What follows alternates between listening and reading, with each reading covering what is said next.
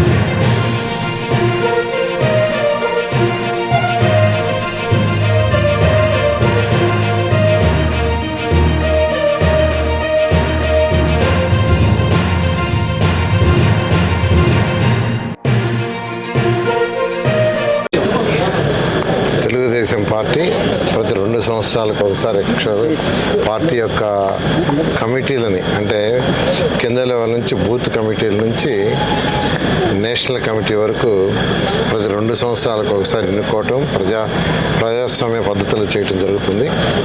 ఆ నేపథ్యంలో బూత్ కన్వీనర్లు, కో-బూత్ కన్వీనర్లు, cluster incharges, pro cluster, unit, pro cluster, president, vice president, general secretary constituency లెవెల్లో దాదాపు పూర్తి చేసేశారు.